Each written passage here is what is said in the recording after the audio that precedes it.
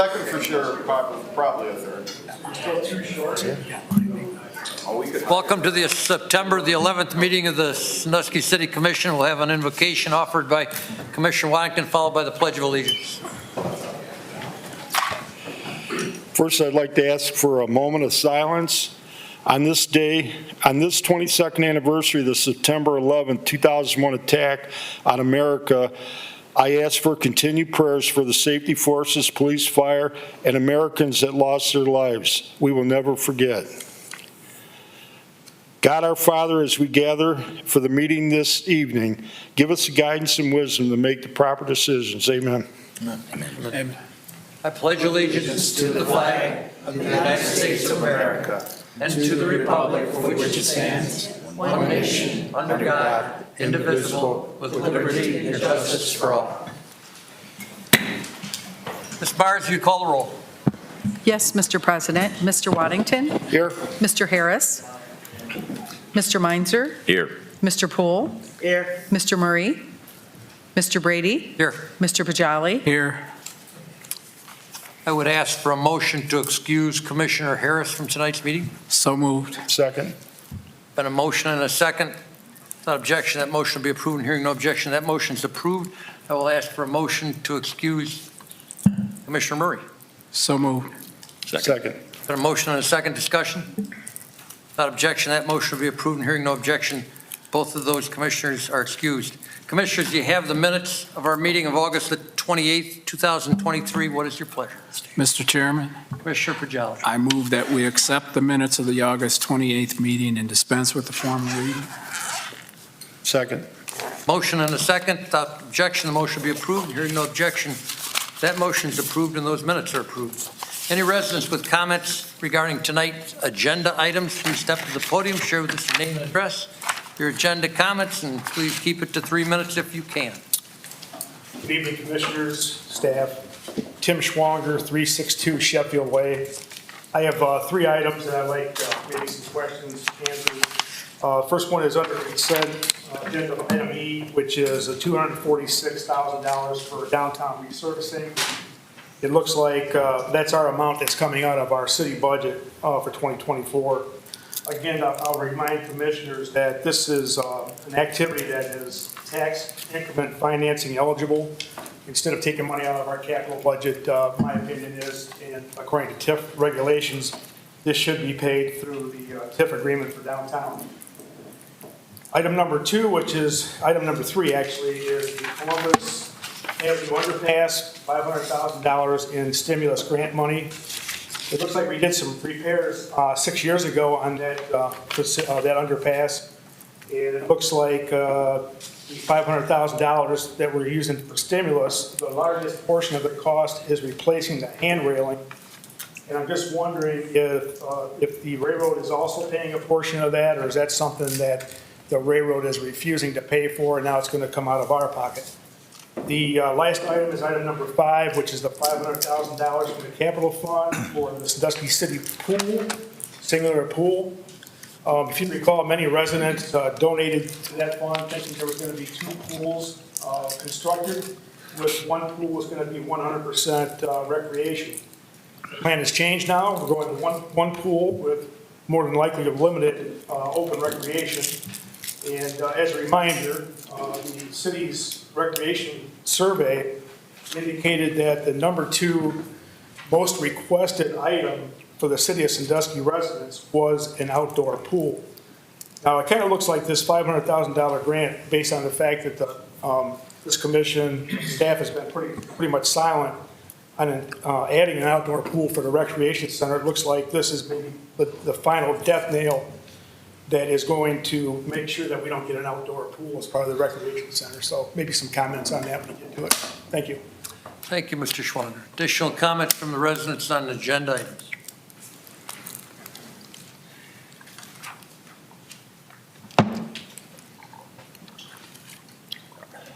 Hello, my name is Marcy Platt. I live at 1217 Columbus Avenue here in Sandusky.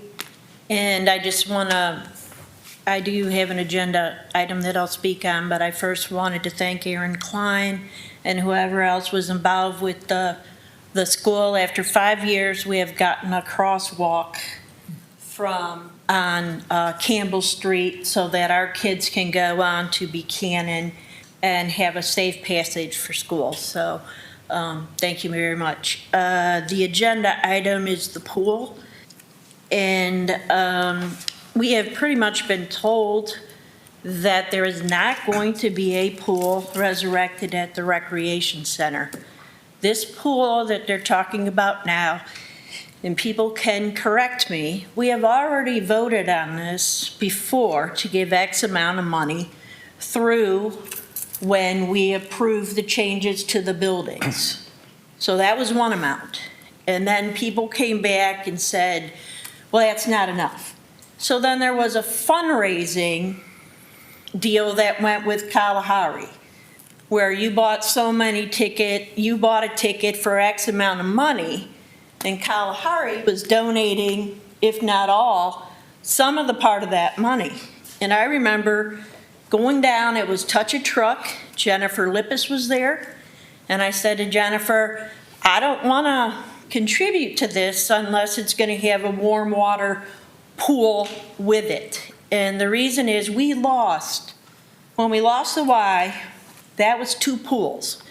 So they had the ability to make one pool colder and one warmer. And I understand that, the real high-powered athletes want the very cold water. But we have many people who are older, who have problems physically, and almost all of them will say, if I could do aerobics or I could do walking in the pool, I would be much better off. And when Gnomes had one, people were using it for that activity. So their quality of life, it was better. And I don't know why now all of a sudden, the city so this will be the 3rd time that my money has gone into something that I'm not ever going to be able to use. 3rd time. And hearing from commissioners, there will not be the rec center will not be attached, there will not be a pool. So when my tax money goes to you guys, I expect something out of the return of that. And I saw the opportunity, I bought the tickets, and then the next thing I know, there's a problem with the pool. We don't even have enough money for the original pool. Well, what are we gonna do now? So now we come to the Sandusky taxpayer for the 3rd time and say, will you give us X amount of money so we can pay off this pool? So, I don't know. In some cases, if you gave money in good faith and they showed you something, and that would be considered fraud. That you were raising money for something that you did not create. So I would like for you to, as a commission, to work with the schools. I may never see in my lifetime a warm water pool, but it doesn't mean I won't come back to the commission and keep asking at various times for it. But I think it's ludicrous that the people of Sandusky have to pay more money again for a pool. Thank you for your time. Thank you. Additional comments from residents on agenda items?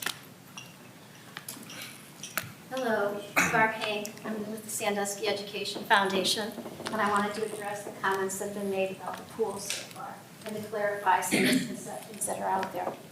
So the pool is scheduled to begin, we're going to start construction on the pool this year. It will be completed in 2024 at the end of the year. No taxpayer dollars are going into the construction of the pool. The budget is $7.5 million. $3.8 million is coming from what's called ESSER funds. That's elementary, secondary school emergency relief money, which is COVID relief money. So that money was earmarked for improving health. Swimming is a healthy activity. It can be used for HVAC, provide healthy air, all of that sort of stuff. So that's a big chunk of change that's going to pay for the pool. The other part of the budget is coming from $5 million that has been contributed by local foundations and a number of donors. I gave you guys a copy tonight of the donor list. It's 5 pages long. Look that over and check it out and let me know if you have any questions. So the $5 million that we've raised, in addition to the $500,000 that's committed from the city, we have the support of all of the local foundations, and that will pay for almost all of the construction. Our part of the construction is $3.7 million. So our 3.7 and the COVID money, 3.8, takes us to the 7.5. That's the budget for the construction of the pool. We've also raised some money to pay for the architects and the, what you call the soft costs, which would be surveys and testing and things like that to make sure that everything is ready to roll. Excuse me. And then there's additional money that we set aside because we were concerned about in the past that there have been pools in the city that have not endured. And so we took a look at why did the pools fail, and a lot of the times it was because of deferred maintenance or not having enough money to operate the place. So having the pools housed at the school is a good way to keep the pool sustainable in the long run. The school has something called a permanent improvement levy, and that pays for things like bricks and mortars and parking lots and things like that. Additionally, of the money that we've raised, we set aside $500,000 for an endowment fund, and the endowment fund will be used to maintain the pool long-term to cover all the big expenses and things like that. So that's pretty much how the pool is going to be funded in the long term and the short term and the long term. So your question about the warm water. So the pool, we are only building one pool. It's disappointing that we didn't get the 2 pools, but on the other hand, it's a good thing that we didn't get the 2 pools because we only have to maintain 1 pool this way. If you look at the schedule that we've developed of community access availability of time, we took a look at when does the school use the pool for swim team and swan club and things like that, and then what other time is available for community use. There's actually more time available for community use than the school's using. The school's using the pool about 25 to 30% of the time. The rest of the time it would be open for community access programming, and we're working with the city very closely on putting together some community programs.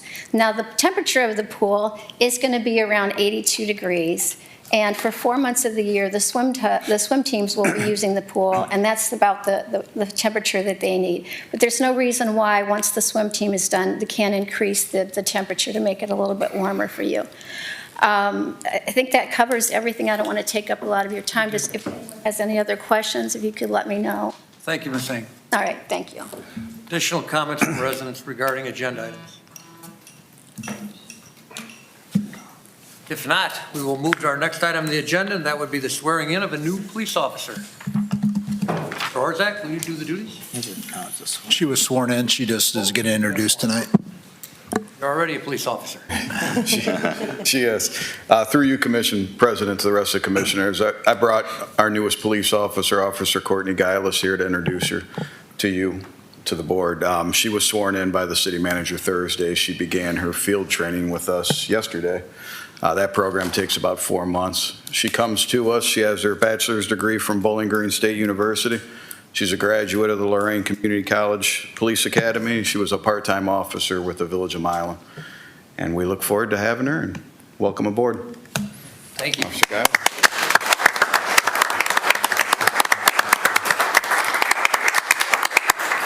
I'm sure that Chief Officer did not share with you that now you're expected to give us about a 15-minute speech. I've been prepared and I'm ready. Good enough. I wanted to say thank you, everyone, for allowing me to have this opportunity.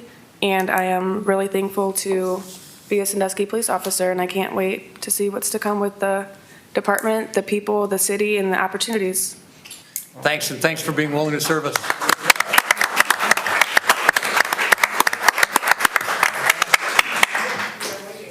She was prepared. Yes. Next on our agenda is a public hearing on Consolidated Annual Performance and Evaluation Report of CDBG. That hearing will be conducted by our own Nicole Groyes.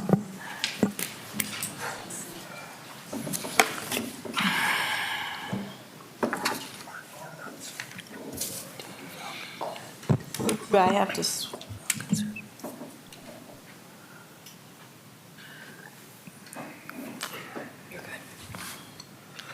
with assistance from Cody.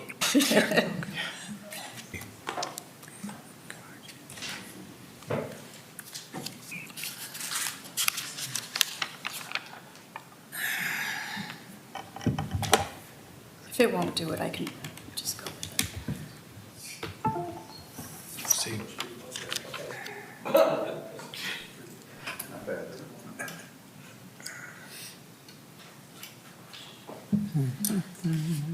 Okay. Aha, Oh, there it goes. there it comes.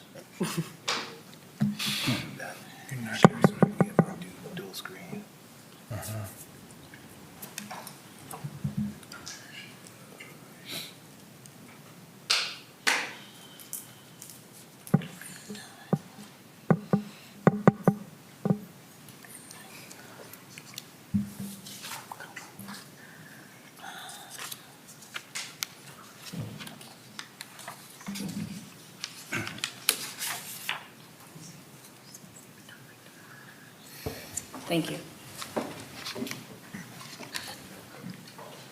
Okay, tonight we're going to cover the Consolidated Annual Performance and Evaluation Report, or the CAPER, for the program year 2022.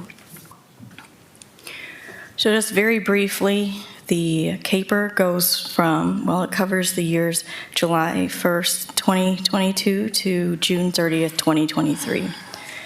In program year 2022, we received $729,701, and we spent 61% of that. We also received $622 and $51 in COVID funds, in which we spent down $84,000 of that. There is a chart in here, and it lists all of the different program goals and then the allocations and achievements and indicators, that type of thing. I'm not going to go through all of it, but you can look at it later if you'd like. Real briefly, just to go over the setup of this, the top of the slide is going to say what goal, and that comes from our consolidated plan, which is a 5-year plan. So that is going to be our housing goal. And then through all these, you'll see there'll be an action on how we will achieve that goal, and then an accomplishment.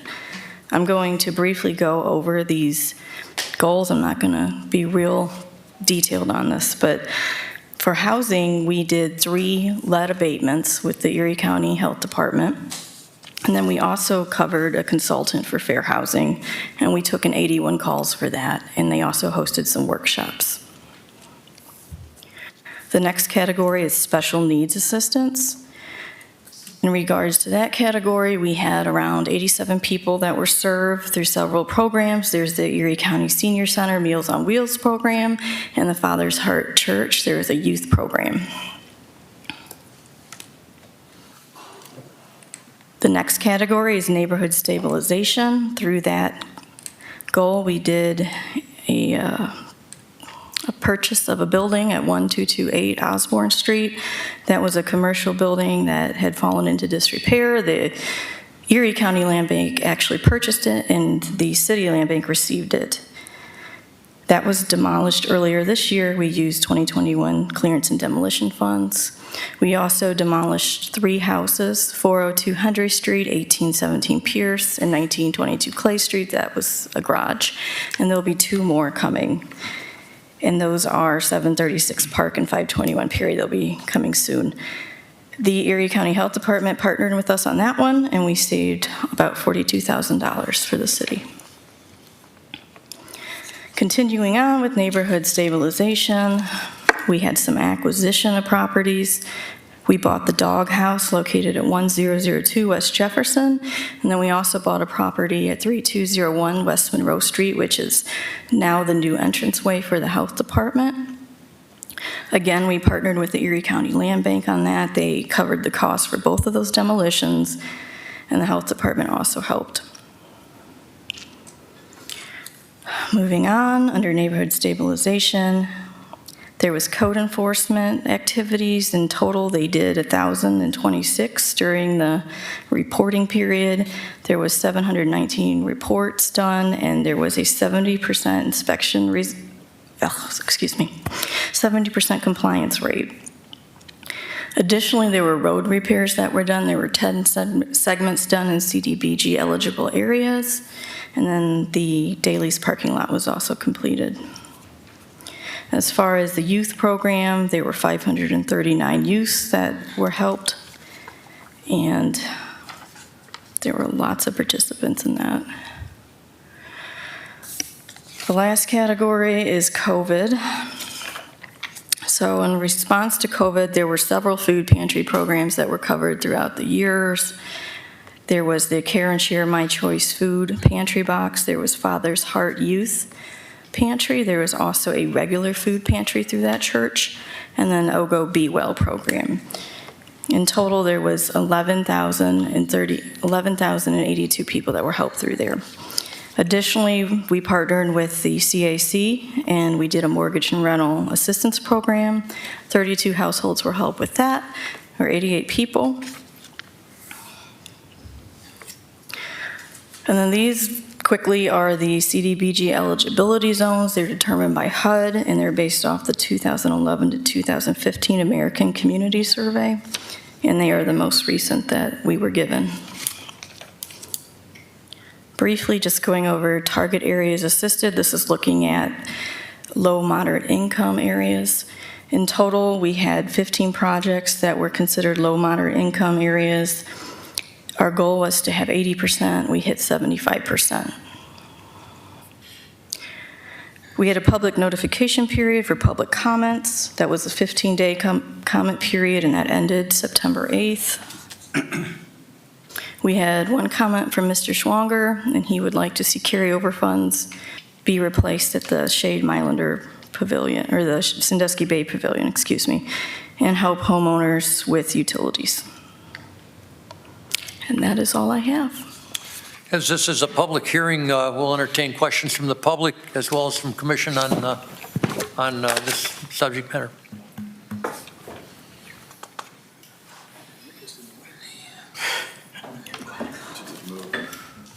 Yes, Tim Schwanger, 362 Sheffield Way, Sandusky. Can you back this up to the actual map, please?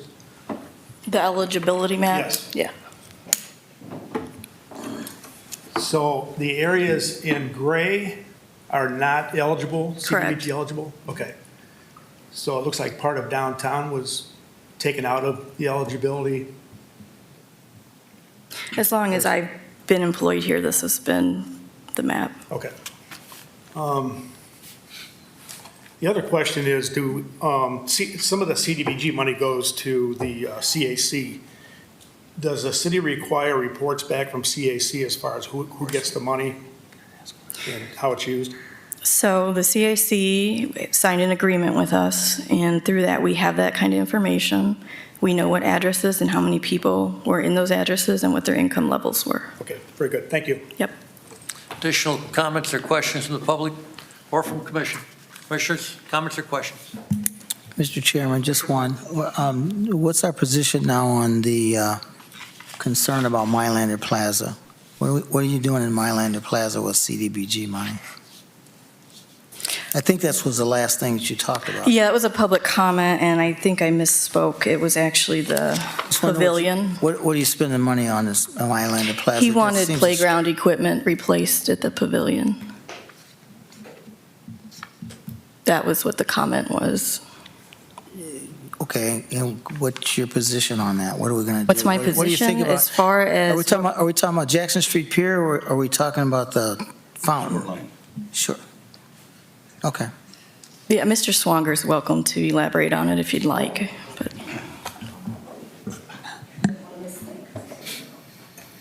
Yeah, I was referring to it at that CAPER meeting, the Sandusky Bay Pavilion. Okay. Which is adjacent to Battery Park. Under the former city manager, playground equipment was taken out of that facility and not replaced. So we do have a pavilion there for people to have picnics and weddings and all that stuff, but there is no playground equipment at that facility. So my comment was, if there's any carryover funds, we don't know when major improvements are going to happen at the Sandusky Bay Pavilion. So in the meantime, some type of playground equipment should be placed back in that park in the near future. That was my comment. Okay, thanks. It was not Mylander, it was not Okay, I'm Texas. not sure, maybe I'm sleeping through this. I misunderstood when I looked at it. I apologize. Yeah. I thought it said Mylander, I don't know why. She did, I think she misspoke. Oh, okay. Yeah, I misspoke. Oh, I thought you said Mylander. Okay, good, I'm not Yes, crazy. you're correct. I'm not nuts, okay. I don't know if we can agree with that. Additional comments, Commissioners? Mr. Chairman, Commissioner Pajali? Nicole, did you say that 61% was spent, 61% of the funding, so there's the 39%, would that be, we can carry that over? Yeah, that carries over, and it's used on projects that we're carrying out. We generally do not spend a large amount each year because we're working on prior years' carryover funds too at the same time, if that makes sense. So we have funding from 2020, 2019, we're still spending down. So you would, relative to Mr. Schwanger's comments, you would eventually make a recommendation, or you would bring something back to us relative to spending that carryover on his request, or whatever you're going to do with it? So in our action plan that we do in every beginning of every year in our program, we list down what we're going to do. If we wanted to substantially change that, we could amend it. At this point, I don't know if we should amend it. If it's recommended by the commission, we could. Other than that, we will hold on to it. In our action plan, we state that all the extra funds go to clearance and demolition activities. Additional comments or questions? Mr. Chairman, Commissioner Miser? I did visit that park that Mr. Schwanger brought up several times with my grandchildren, and I brought up with Mr. Whirling that it was dangerous. The slide had a big crack down through the center, and I was afraid somebody's going to lose their finger or hand or something. And, I said, we have to replace this. And he explained that that wasn't ours, and that apparently it was demolished, that we didn't own that playground equipment. So it was taken out, and I'm guessing we're still waiting on the Maroos agreement and how we redevelop that property that the pool was, and that something will probably come up here in the next year or so, I would think, some plans.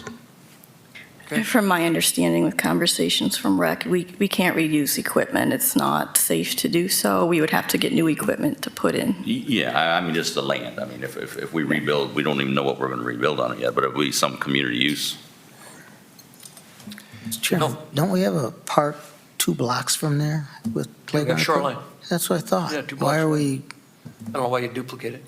okay, yeah, as you move forward, unless you've got a recommendation that we should, but there's park 2 blocks away. Yeah, maybe I digress. Did we ever provide the proper access to the handicap facilities at that park at Shoreline? Did we get that done? I'm going to defer to Mr. Klein on that one. There's handicap facilities there for a swing or something, and we're supposed to, when we redid Shoreline Park, get that taken care of. I didn't know, I haven't been down to look. It just jumped into my mind. I apologize. I'd have to speak with the rec department and see if that was put in or not. Okay, I appreciate you, because I remember that we were told that it was going to be done with the And it's Shoreline what- Park improvements. I just didn't know if it was. Now, we both kind of digress, I'm sure, but it's my recollection that when we did that park, it was very close to a state-of-the-art park as far as handicap accessible, hearing impaired, the kind of things that, that appeal to people with challenges. So I'll let Mr. Klein. Yeah, if he can check on it and get back to us next month, but Mr. Chairman? make sure it's accessible. As a frequent visitor of the Shoreline Parks, I will tell you that there has been a wheelchair accessible swing and that sort of thing put in. Yeah. You can get to it? The issue was you couldn't get to it. Well, mulch, I don't know how easy it'd be to wheel on there, but there's. Well, wait a I know minute, that's the there are- key. Yeah. That's the key, dude. You can't, if you got a handicap, it's like climbing a mountain in a wheelchair. Oh, It's yeah, like, I don't dude, know if it's about got, success, but, if you have mulch leading to they do the, handicap, down there designed handicap for equipment, then we don't have anywhere Yes. near state of the art. We'll let Mr. Klein take a look at that and give us a recommendation. Excellent. If there are no additional questions, I'll declare this public hearing closed. Commissioners, you have before you several communications from staff recommending various pieces of legislation. Can I have a motion to accept those communications? So moved. Second. Been a motion and a second discussion. Without objection, that motion will be approved. Hearing no objection, that motion is approved. Commissioners, we have 5 items on the consent agenda this evening. Do any of you wish to move any of those items to the regular agenda? If not, Ms. Myers, you present the consent agenda. Yes, Mr. President. Item A, amendment to agreement with State of Ohio for 2022 auditing services. Item B, approval of sidewalk repair and replacement project change order 1 and final with Crimus. Item C, approval of encroachment license agreement for 320 Bell Street. Item D, approval of permanent utility easement to Columbia Gas on East Market Street. Item E, amendment of resolution 036-23R and OPWC application for downtown paving project. Commissioners, having heard these ordinances and resolutions, how do you wish to proceed? Mr. Chairman, Commissioner White. I make a motion to accept the consent agenda items A, B, C, D, E, and declaring that all ordinances and or resolutions as drafted and presented to the City Commission under the consent agenda shall take effect in accordance with the section reflected in the ordinances or resolutions, whether it be in accordance with Section 13 or 14. Second. Charter. Been a motion and a second discussion. Mr. Chairman, just for the minutes, there's 1 through 6, the ABCD. E, I said A, B, C, D. A, B, C, That would be D. 5. I said A, B, C, D. There's 5 in my math. Okay. We got them right, Ms. Myers? Wow. Ms. Myers, you call the roll on the motion, please. Yes, Mr. President. Mr. Waddington? Yes. Mr. Meinzer? Yes. Mr. Poole? Yes. Mr. Brady? Yes. Mr. Pajali? Yes. And now on the ordinances and resolutions. Mr. Waddington? Yes. Mr. Meinzer? Yes. Mr. Poole? Yes. Mr. Brady? Yes. Mr. Pajali? Yes. Those ordinances and resolutions are passed. Turn to our regular agenda. If Ms. Myers will present item number 1. It is requested an ordinance be passed authorizing and directing the city manager to enter into a contract with Great Lakes Demolition of Clyde, Ohio for the Butler Street reconstruction project and declaring this ordinance shall take immediate effect in accordance with Section 14 of the city charter. Commissioners, having heard this ordinance, what is your pleasure? Mr. Chairman, Commissioner Pajali. we'd move to adopt this ordinance under Section 14 of the city charter. Second. Been a motion and a second discussion. Mr. Klein, good news, huh? Yes, Mr. President, hopefully this frees up everybody's time from all the phone calls we get on that road, but we're hoping to get this done before the travel season next year.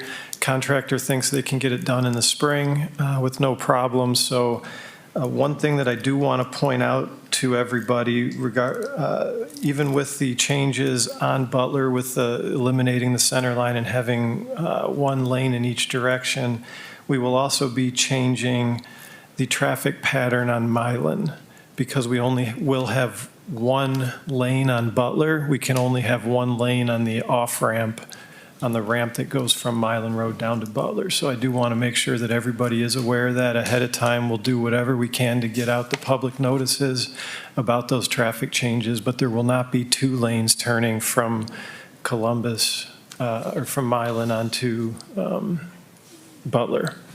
Mr. Klein, if I understand the verbiage that you share with us, that is actually going to be a divided highway. There's going to be a center median, trees, plant material, stuff like that? Yes, sir, Mr. President. At Cleveland Road, we'll still have 2 turn lanes onto Cleveland Road, an eastbound or a left-hand and a right-hand turn lane.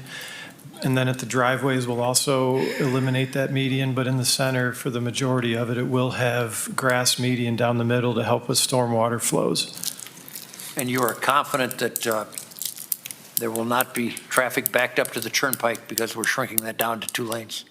Yes, sir. We've had a couple traffic studies done, and they've both revealed that it will not cause problems for traffic, especially during peak flows during Cedar Point.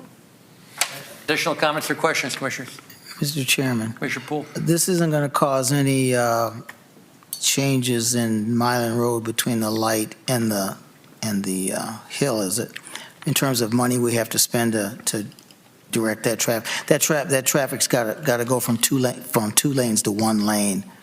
And if we figured out how we're going to get all that Cedar Point traffic over there. The ones that can't get over, they're just going to force their ways in, or how do we let them know ahead of time? Because the world's accustomed to 2 lanes going up and over that hill. once they get on the hill, it's going to be kind of tight. Yes, sir. Through the commission president, we plan to put additional signage up. We'll eliminate some of the existing signage that's there, the older electric signage that shows where the arrows are. We're considering replacing those outside of this project. We're going to stripe the road with the arrows to make sure that it's very clear. So we're going to do everything we can, and then we'll put up a couple weeks beforehand, traffic pattern changes, and then we'll put up, keep those up for a few weeks afterwards, just to make sure that people are aware of everything that's going on. One of the good things is we won't have to put those Triton barriers up as we move forward, and that takes up a day or two of our time every spring and every fall, putting them up and taking them down. And then, you know, the accidents that happen when cars are trying to switch lanes at the last minute and hitting those water-filled barriers. Additional comments, Commissioners? Mr. Chairman, Commissioner Pachali? I like the fact that you're putting that green space down the middle of the road. I think that's a creative use of that space. Regional Planning had done a study back, 2018 maybe, and the traffic is way down using that road, and that's due to everybody goes to their Google Maps and they follow those maps, so they're coming in different locations. So I think we'll be fine, and I think it's going to be a nice use of that, nice road treatment for that road. Ms. Myers, do you call the roll on the motion, please? Yes, Mr. President. Mr. Waddington? Yes. Mr. Meinzer? Yes. Mr. Poole? Yes. Mr. Brady? Yes. Mr. Bajali? Yes. And now on the ordinance. Mr. Waddington? Yes. Mr. Meinzer? Yes. Mr. Poole? Yes. Mr. Brady? Yes. Mr. Bajali? Yes. That ordinance is passed. Ms. Myers, you present item number 2, please. It is requested an ordinance be passed authorizing and directing the city manager to expend funds for lining repair and replacement to the inside of the dome building at Big Island Waterworks plant by Advanced Rehabilitation Technology, LLC of Bryan, Ohio, through the Purchasing Cooperative of America Purchasing Program, and declaring that this ordinance shall take immediate effect in accordance with Section 14 of the city charter.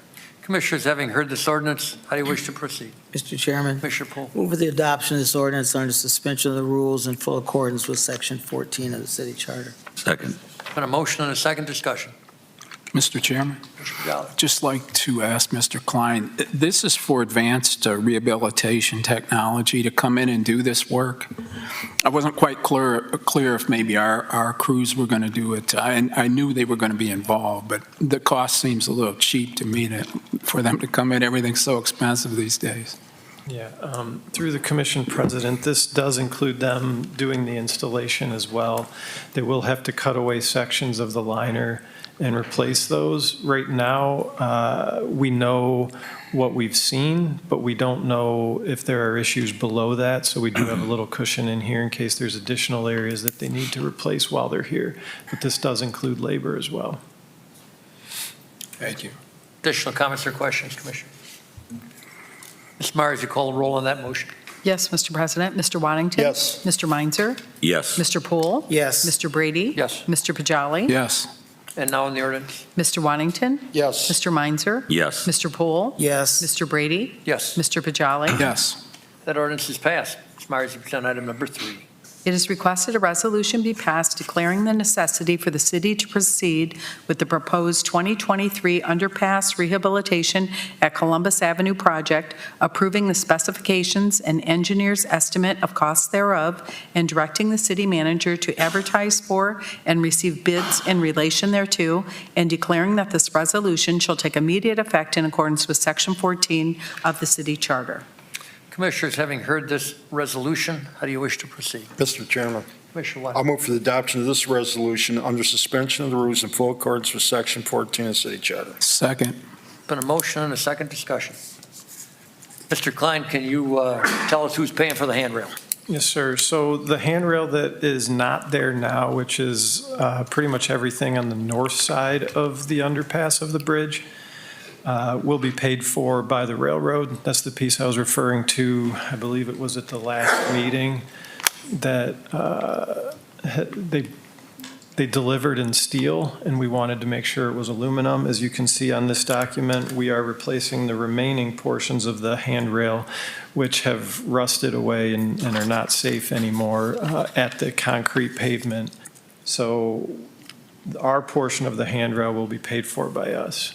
Got a lot of years out of that existing handrail, didn't we? There are a lot of years on it, and with all the salt that we put down, that steel just doesn't hold up with the salt and with the conditions. So not only are we doing that handrail, but we're also going to be doing the lighting at the underpass. We're hoping that we can get a good enough bid that we could do the lighting at the Tiffin underpass as well. And then we're going to take the wall down and remove some of that coating that's on it and put a brand-new coating.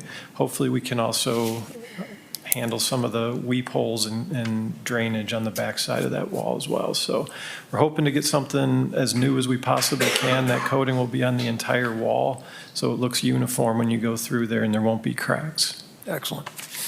Additional comments or questions, Commissioners? Ms. Myers, you call the roll on that motion, please. Yes, Mr. President. Mr. Waddington? Yes. Mr. Meinzer? Yes. Mr. Poole? Yes. Mr. Brady? Yes. Mr. Pajali? Yes. And now on the resolution.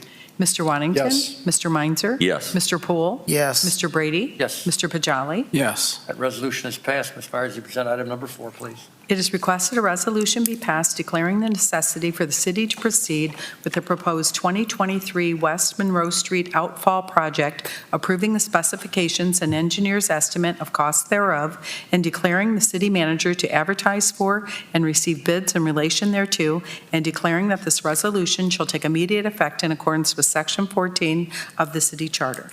Commissioners, having heard this resolution, what is your pleasure? Mr. Chairman, Commissioner Poole. move for the adoption of this resolution under suspension of the rules in full accordance with Section 14 of the city charter. Second. Been a motion and a second discussion. Mr. Klein, I know that this outfall, as we call it, fits into a much bigger picture. And if you just give us kind of a Reader's Digest version of how this is going to work, I think it'll be helpful, not just for commission, but it'll be helpful for the public too, to understand this. Yes, sir, Mr. President. We have 2 other projects, one from Broadway to Camp and then from Camp to Decatur. Both of those projects are partially funded by the MPO. And through that partial funding, we're planning on increasing the capacity and separating some of the storm sewers. It doesn't call for full separation as part of those projects, but those projects will be in 25 and 26 timelines. So to make sure that we can accommodate those, we obviously need to start at the outfall, increase the capacity at the outfall so that additional flow can get there and not go to the wastewater treatment plant where we're paying to treat it. This project is that first piece that goes from Broadway to the creek, to Cold Creek. So hopefully we can get this done this winter, and then we can be set up to do those 2 other projects in the future. Excellent. Comments or questions, Commissioners? Ms. Myers, you call the roll on that motion, please. Yes, Mr. President. Mr. Waddington? Yes. Mr. Meinzer? Yes. Mr. Poole? Yes. Mr. Brady? Yes. Mr. Pajali? Yes. And now on the resolution.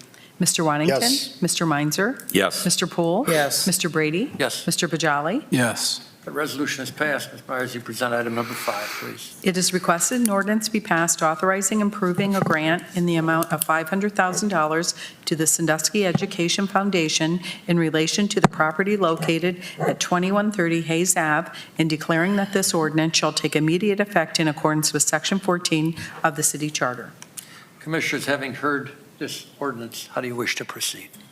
Mr. Chairman, Commissioner Waddington. I move for the adoption of this ordinance under suspension of the rules in full accordance with Section 14 of the city charter. Second. Been a motion and a second discussion. I want to thank Ms. Hanks for her elaborate explanation and discussion that we had during an earlier portion of our meeting. I think you're absolutely correct, Ms. Hank. We're disappointed that we're only going to have 1 pool and not 2. And I do understand that a lot of people made commitments based on having 2 pools. We're all driven by budgets, and we're all driven by high cost.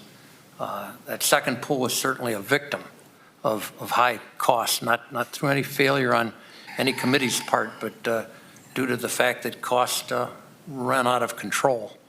And I think that you're doing the prudent thing and being very fiscally responsible in delivering one pool. I am certainly going to be supportive of this. The schools, over my 10 years serving in this commission, have stood shoulder to shoulder with the city. This is an opportunity, I think, for the city to stand shoulder to shoulder with our school system and really with our community. I think you pointed out very eloquently that the programming that you have shared with us shows 50% use by the community. And that doesn't mean that we're going to be in there from midnight till 3 a.m. It's 50% of the operational hours. So there is no bait and switch built into that agreement. That's a good agreement, and I think it's a fair agreement. And I am pleased that you've offered it and that people have signed off on it. Additional comments or questions, Commissioners? Mr. Chairman, Commissioner Meisner. I should preface my statement with I'm going to vote for this because I believe that it's a good value for the residents to be able to use the pool. I just have to say I can see why there's some confusion out there because early on when I got elected, I know Mr. Waddington and myself met with the previous city manager, and he told us about this $500,000 commitment, and he told us about Olympic pools and a warming pool and public access for all this. And then, I mean, Ms. Gilson wasn't here, of course. We changed planners, we've changed city managers. And the previous city manager came back from the Cedar Point meeting where we raised the taxes on and made a commitment to build a recreation center. And we never had a public discussion about a public pool because we assumed that the schools were building a pool for the publics to use. I didn't know they were going down to one pool officially until the superintendent came up to the podium and says, we're building one pool. It's not an Olympic pool. Funds were limited. And then I just think that we should have coordinated better. If we had $12 million in our purse to spend on recreation, we could have worked together better. So I can see the community we're looking for foundations. I mean, the state theater's looking at foundations. Everybody's trying to raise money right now. It would have been prudent to put the $12 million into the schools. And the superintendent the same night, he says, we have, you'd be blown away at the amount of venues and basketball courts and public community rooms that the residents could use. So if for some reason this levy fails, if there's some reason it fails, I think we go back to the drawing board and maybe address that and try to do something like that with the 12 million. So try to make something bigger happen. But I know their October date for construction can't wait, so I guess we're between a rock and a hard space. We'll see what happens. Additional comments or questions, Commissioner? Mr. Chairman. Commissioner Poole. I also support this. I think that the money's being well spent. I'm not sure that I think first of all, the most important was that we needed a good pool for the use of the schools. I mean, that's the very first priority for me anyways, that we had a competition pool that represented what we wanted the public to see and folks to feel for our schools. We're way ahead of the game because the pool we had before, you weren't using it as the public. The public wasn't getting into it. We're now, through this, provided a lot more scheduled time for the public to get access to that swimming pool. So I don't see how it's a problem. I believe that Ms. Hanks did an excellent job by hopefully answering the questions that the folks that came to the podium before had, what they had concerns about. It sounds like they've been resolved. We are able to turn the heat up at in the pool so that people can use it. And it seems that there's going to be a reasonable amount of time spent. The discussion about two pools as opposed to one pool, at the very beginning, that's what was the wish list. And the city of Sandusky did not collect donations from folks, and the folks who donated can address that with who they gave the donations to. I hope that everyone will agree that probably we're better off with one pool, and we will find out in the first year or so if sharing the pool the money, that the millions we saved in not putting in a second pool, that maybe these folks had made the right decision in reducing it to one pool, and that we're actually, as a community, much better off, because the number of people that want to use it are going to actually have their needs met with the one pool and sharing it with the schools. And so, Ms. Hanks and the folks that worked on this, thank you for working through this. Did a good job. Additional comments, Commissioner? Mr. Chairman, Commissioner I would just agree with your comment about fiscal constraint. I think one of the hardest things to do is be fiscally constrained, and from my brief time around this table, the easiest thing to do is just to keep moving along with these projects, even though in the back of your mind maybe you can't afford them. It takes a lot of courage for the decision makers to do that, and I hope that we'll have the same type of courage if there's a project that we can't afford in the near future. Additional comments, Commissioners? Ms. Myers, will you call roll on that motion, please? Yes, Mr. President. Mr. Waddington? Yes. Mr. Meinzer? Yes. Mr. Poole? Yes. Mr. Brady? Yes. Mr. Pajali? Yes. And now on the ordinance. Mr. Waddington? Yes. Mr. Meinzer? Yes. Mr. Poole? Yes. Mr. Brady? Yes. Mr. Pajali? Yes. That ordinance is passed. Ms. Myers, will you present item number 6, our last item? It is requested an ordinance be passed authorizing and directing the city manager to enter into a professional design services agreement with OHM Advisors of Cleveland, Ohio for the Sandusky Wheels Park Design and Construction Documentation Project, and declaring that this ordinance shall take immediate effect in accordance with Section 14 of the city charter. Commissioners, having heard this ordinance, how do you wish to proceed? Mr. Chairman, Commissioner Myers. I move for the adoption of this ordinance and declare it takes immediate effect in full accordance with Section 14 of the city charter. Second. Been a motion and a second discussion. Ms. Myers, you call a roll on that motion, please. Yes, Mr. President. Mr. Waddington? Yes. Mr. Meinzer? Yes. Mr. Poole? Yes. Mr. Brady? Mr. Pajali? Yes. And now on the ordinance. Mr. Waddington? Yes. Mr. Meinzer? Yes. Mr. Poole? Yes. Mr. Brady? Yes. Mr. Pajali? Yes. That ordinance is passed. That concludes our regular agenda. We'll turn to our city manager for his report. Good evening, Commissioners, audience, and staff. I have a donation for the Park and Rec Department. They received 18 board games to be used at Sandusky Rec at Mills from Ginny Bess. If I can get a donation, or a motion to accept that So donation. moved. Second. Been a motion and a second discussion. Without objection, motion be approved, and hearing no objection, that motion is approved with our thanks.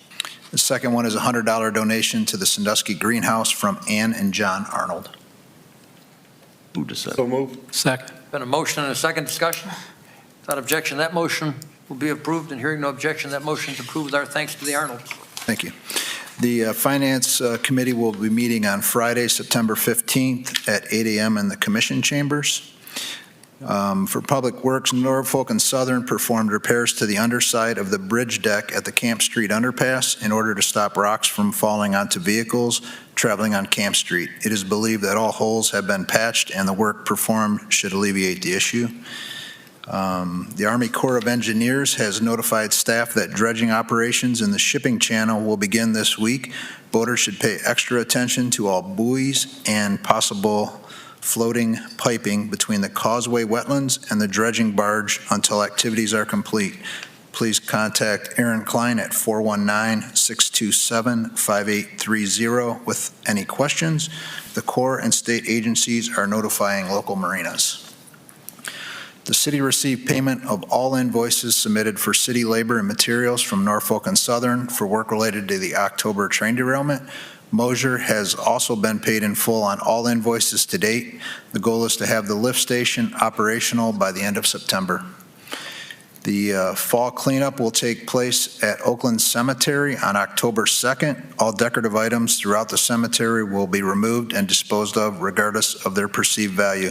Please remove anything you wish to keep prior to October 2nd. For questions, please contact the cemetery office at 419-627-5842.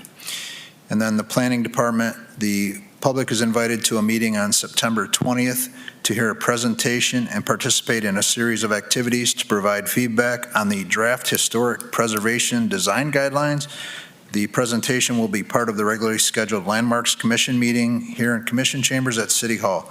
The activities and discussion will be held after the Landmarks meeting is adjourned. And that concludes my lengthy report for the evening. Questions or comments for our city manager?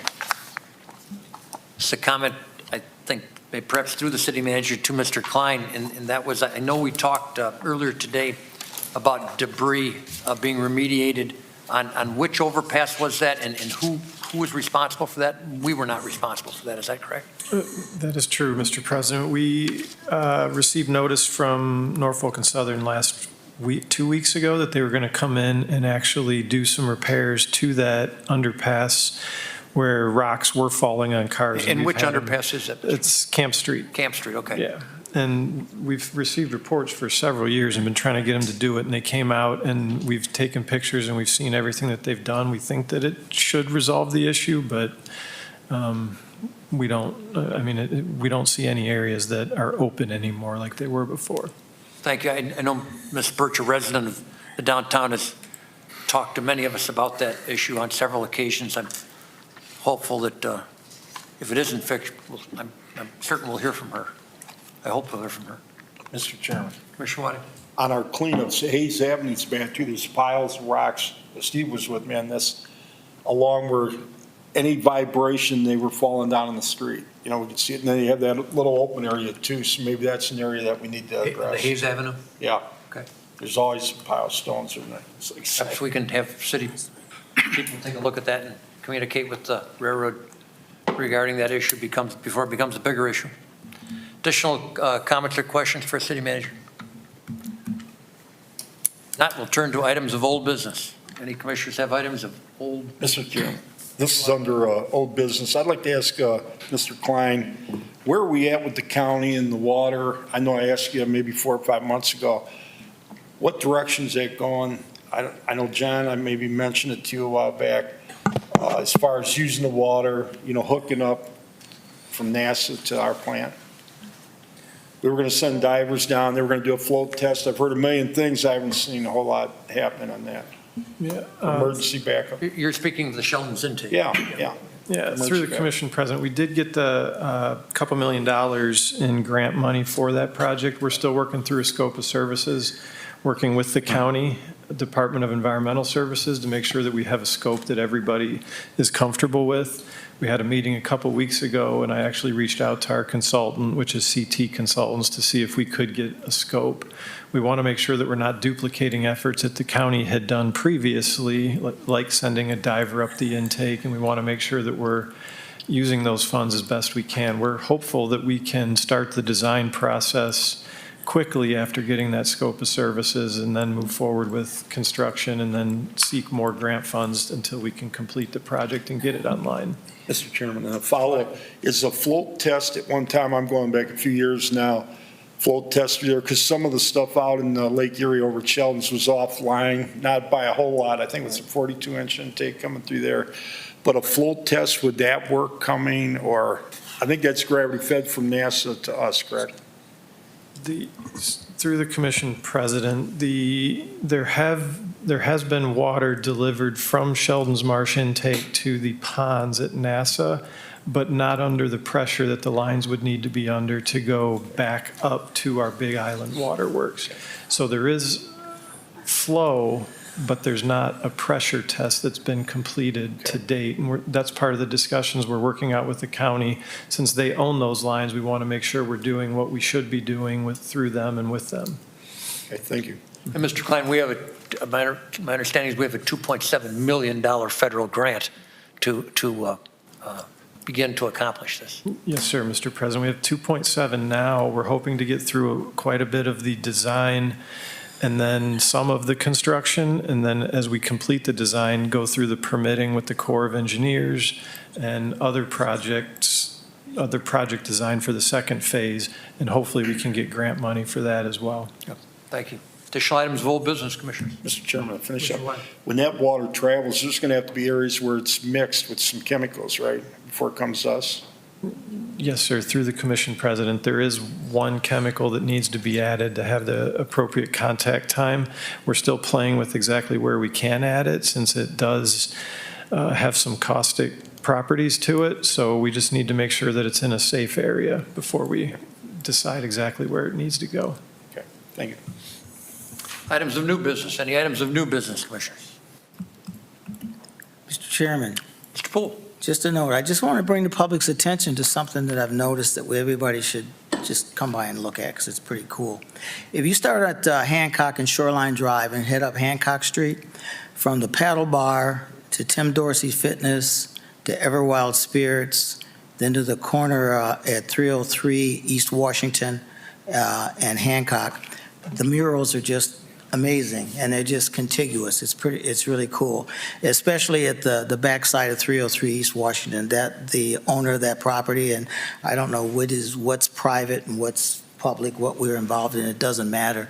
The fact is, it's just absolutely worth driving down there to look at, and hopefully more property owners will either on their own or through working with our Arts Commission allow us to use their buildings. Yeah. So, Cool building. but yes, that, I'm just like, whoa, this is first class now. And I believe that it's the owner doing that mural himself. I thought that's what That's it what I was, heard, yeah. but the point, Wow. it's like, yes, folks should go by and look, and it's gorgeous. Any additional items of old business, of new business, excuse me? Not, are there any comments from the public on any city business?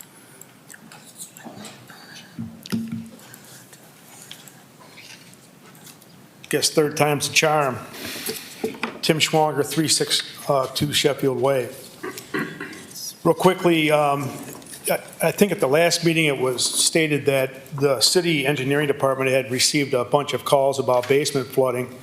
And I don't know if when they get those calls, if they're advising people about the money that's available for the backflow valves. But out on McCartney Road, I did stop and talk to 3 people, and I advised them about the money that's available for backflow, and they appreciated that. On the underpasses, underpasses have been discussed, golly, probably for 40 years, going back to when Mike Kressler was on commission.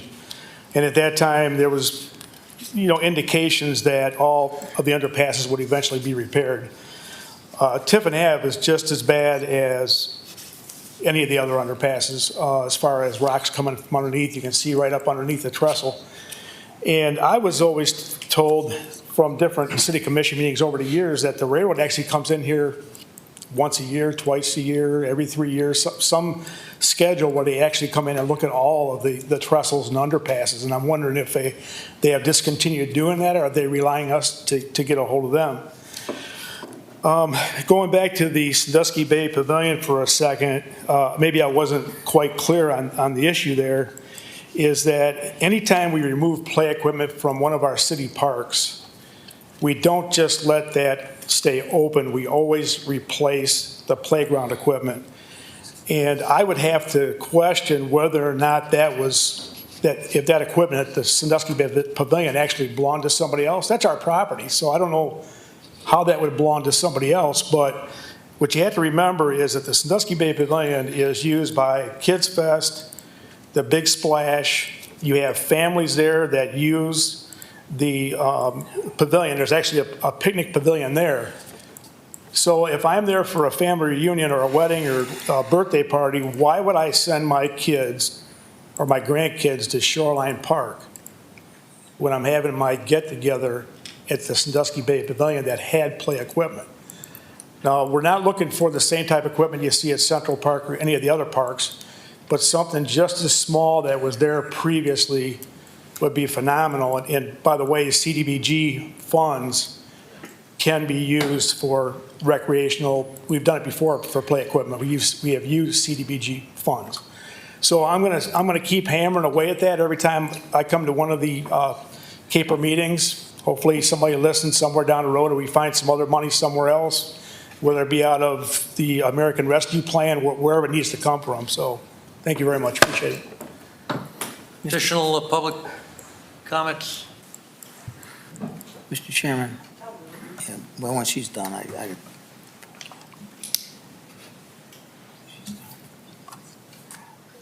Hi, my name is Marcy Platt, 1217 Columbus Avenue.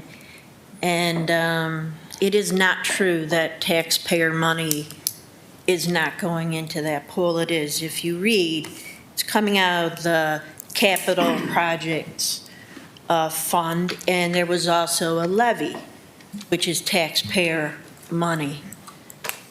That is not true. I just wanted to qualify that. I believe that what a city commission should do is the first thing is safety, to keep their people safe. In the 80s, we had 3-4 pools that kids could go to. Surf's Up, if you belong to Briarcrest, go to Osborne Park, a number of them. We don't have any of those now. We have a bay. We're not part of the lake. We have to keep reminding people, only the people on the Chaussee are the lake. We're the bay. And after a certain point in time, and I'm sure Mr. Klein knows, there's a number of cytotoxins that come into play. We're pretty polluted if you look at the bacterial levels, and they are doing things to control that. But, you know, swimming lessons shouldn't be taking part at Lions Park, because that's all our kids have, or jump in the bay. And this has been going on for a long time. I did speak to the school superintendent, and he was talking about different things over the years that they could try. He said swimming lessons were still available, but no one was really following up on them. They would send a few applications to a school, and then the guidance counselor, the principal, we found out discussing amongst ourselves as taxpayers that nobody remembers seeing these. So anyhow, he's going to do a better job supposedly panning those out so that people know when there are swimming lessons at Sandusky High. The other thing I'd like to do is thank whoever put the 25 speed limit for Campbell Street.